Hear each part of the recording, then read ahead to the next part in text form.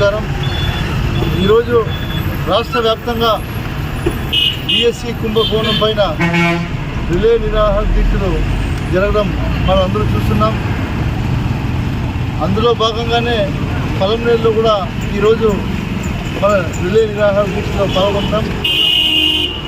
ఏదైతే ఆంధ్ర రాష్ట్రంలో డిఎస్సిలో జరిగినటువంటి కుంభకోణం, ఆ కుంభకోణం జరిగిందని ఆంధ్ర రాష్ట్ర ప్రజలందరూ కూడా చెప్తున్నారు.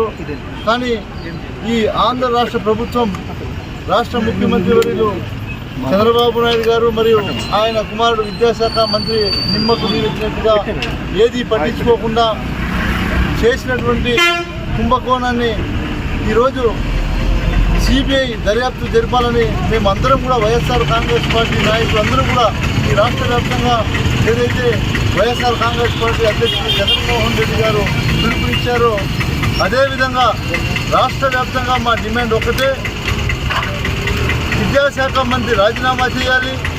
దీని మీద సిబిఐ ఎంక్వైరీ జరగాలి. జరిగిన తర్వాత ఆయన నిజస్వరూపం ఏమని ఆంధ్ర రాష్ట్ర ప్రజలకు తెలుస్తుందని మేము తెలియజేస్తున్నాం. ఎందుకంటే ఇంత చేసి కూడా ఇప్పటికీ కూడా ఇన్ని నిరాహార దీక్షలు, ఇంతమంది రోడ్డున పడినా కూడా ప్రభుత్వం ఏది కూడా పట్టించుకోకపోవడం చాలా దుర్మార్గమైనటువంటి పరిస్థితిగా ఈ ఆంధ్ర రాష్ట్ర ప్రజలందరూ కూడా చూస్తున్నారు. మేము ఒకటే తెలియజేస్తున్నాం, ఈరోజు ఈ రాష్ట్రంలో రిలే నిరాహార దీక్షలు చేస్తున్నటువంటి సమయంలో కూడా అధికార పార్టీ ఎమ్మెల్యేలు ఈరోజు మనం విజయవాడ సెంటర్లో చూసాం.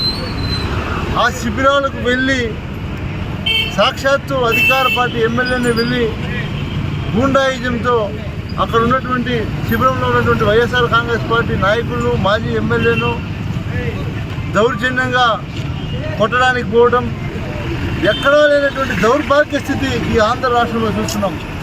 ఆ శిబిరంలో ఉన్నటువంటి వైఎస్ఆర్ కాంగ్రెస్ పార్టీ నాయకుల మీద మూత్ర విసర్జన చేయడం ఇది ఎక్కడైనా ఇంతవరకు జరిగిందా?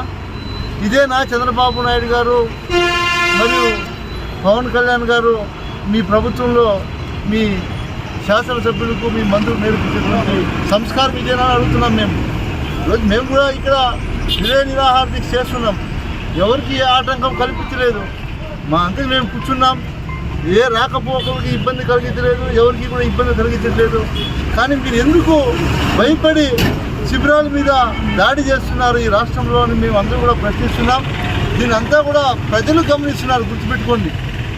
మీరేదో ఈరోజు ప్రభుత్వం అధికారంలో ఉంది అని మీరు ఎంతైతే విరమిస్తున్నారో, మీరు ఏవైతే తప్పులు చేస్తున్నారో దానికి తోడు ఎవరైతే పోలీస్ శాఖలో కూడా కొంతమంది, అందరూ చెప్పలేము, కొంతమంది తొత్తులుగా పనిచేస్తున్నారో మా మాజీ ముఖ్యమంత్రి వర్యులు జగన్మోహన్ రెడ్డి గారు ముందే చెప్పారు.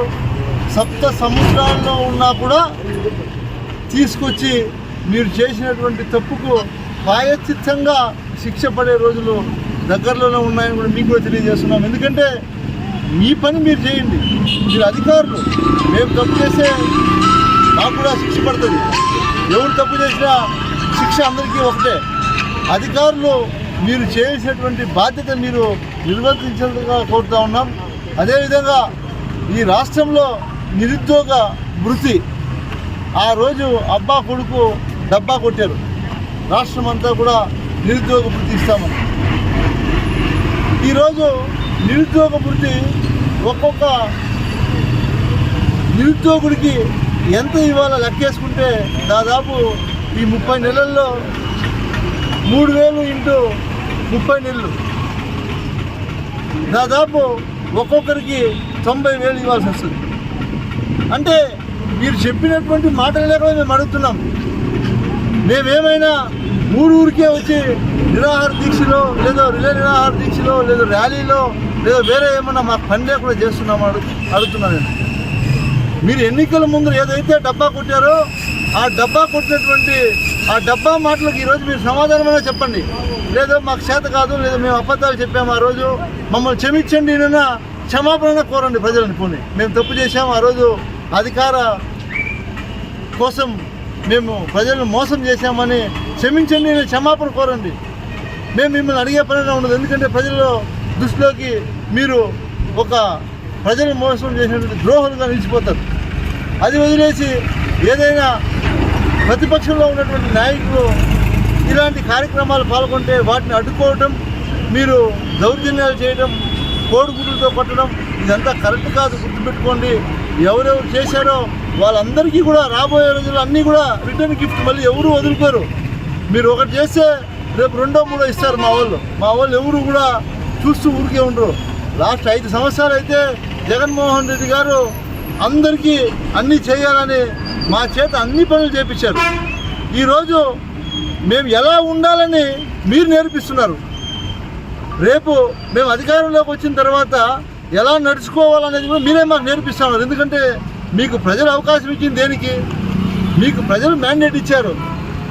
ఏదో మీరు ఉద్ధరిస్తారు, నేను సంపద సృష్టిస్తానంటే ఒక ఆయన, నేను ప్రశ్నిస్తానంటే ఇంకొక ఆయనకి అధికారం ఇస్తే ఈరోజు ఇంత జరిగినా కూడా ఏది పట్టించుకోకుండా ప్రతిపక్ష నాయకులు ఎవరైనా ఇలాంటి కార్యక్రమాలు చేస్తుంటే వాటి మీద దౌర్జన్యం చేయడం ఎంతవరకు కరెక్ట్ అని మేము అడుగుతున్నాం. ఖచ్చితంగా మేము ఒకటే తెలియజేస్తున్నాం, ఇది మొదలైంది ఇప్పుడు అంతే, గుర్తుపెట్టుకోండి. ఖచ్చితంగా దీని మీద ప్రభుత్వం తొందరలో సిబిఐ ఎంక్వైరీ చేయకపోతే ఖచ్చితంగా ఎవరైతే విద్యాశాఖ మంత్రి ముఖ్యమంత్రి గారు కుమారుడు లోకేష్ బాబు గారు ఖచ్చితంగా రాజీనామా చేయకపోతే మొన్న ఢిల్లీలో జరిగినటువంటి జంతర్ మంతర్ దగ్గర ఏదైతే జరిగిందో అలాంటి పరిస్థితి ఆంధ్ర రాష్ట్రంలో కూడా మళ్ళీ వస్తుందని కూడా నేను మీకు హెచ్చరిస్తూ ఉన్నాను కూడా తెలియజేస్తాను. కాబట్టి అయినంత తొందరలో మీరు సిబిఐ ఎంక్వైరీ చేసి నిజాలను మీరు తేల్చండి అని కూడా మీకు తెలియజేస్తూ ఉన్నాం. కాబట్టి ఇలాంటి చర్యలు ఎవరు కూడా చేయకూడదు. ప్రజాస్వామ్యంలో అధికారం ఉన్నప్పుడు మీరు ఇలాంటివి చేయడం తప్పు అని కూడా మేము తెలియజేస్తూ ఇక్కడ ఇచ్చేసేటువంటి సోదరులందరికీ కూడా పేరు పేరున నేను ధన్యవాదాలు తెలియజేస్తాను.